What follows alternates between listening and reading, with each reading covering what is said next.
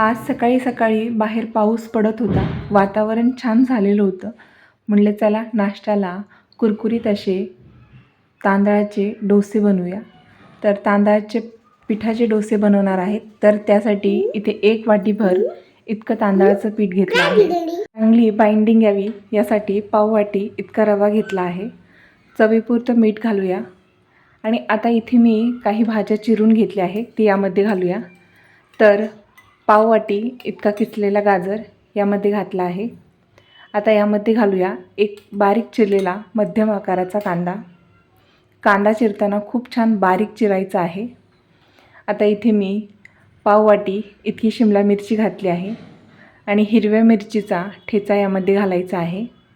सोबतच बारीक चिरलेली फ्रेश अशी कोथिंबीर आणि 4 ते 5 कढीपत्त्याची पाने जी की बारीक चिरून यामध्ये घातली आहे. आता सुरुवातीला पाणी न घालता हे चांगलं मिक्स करून घेऊया.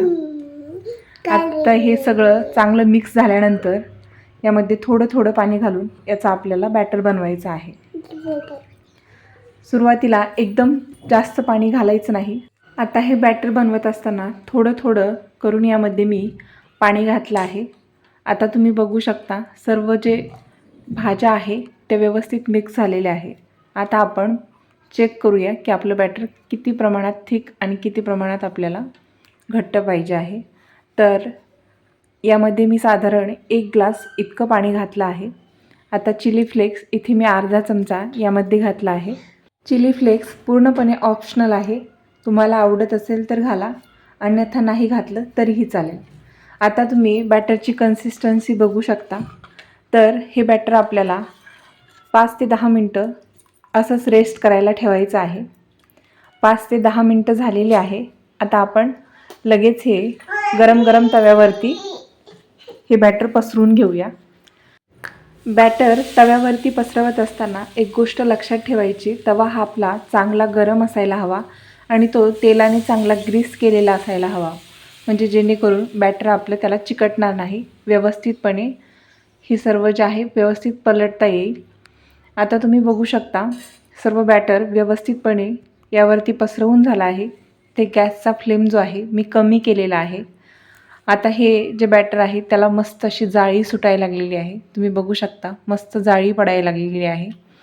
आता आपण यावरती चमचाभर तेल घालूया आणि असंच साधारण 3 ते 4 मिनटं याला छान खरपूस रंग येईपर्यंत भाजून घ्यायचं आहे. आता चमचाभर तेल यावरती मी घातलं आहे. झाकण न ठेवता 4 ते 5 मिनटं मी याला चांगलं भाजून घेतलं आहे.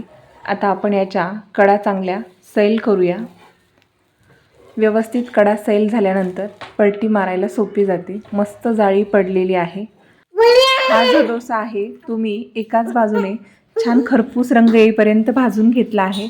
तुम्हाला हवं असेल तर तुम्ही दोन्ही बाजूंनी देखील हा डोसा भाजून घेऊ शकता. अशाच प्रकारे सर्व डोसे आपल्याला बनवून घ्यायचे आहे. हे डोसे बनवत असताना पहिली टिप म्हणजे तवा आपला चांगला गरम असायला हवा आणि तेलाने ग्रीस असायला हवा. बॅटर पसरवताना एकदम कडेपासून हे बॅटर पसरवायचं आहे आणि मग नंतर मध्यभागी, जेणेकरून डोसा आपला एकसारखा तयार होतो.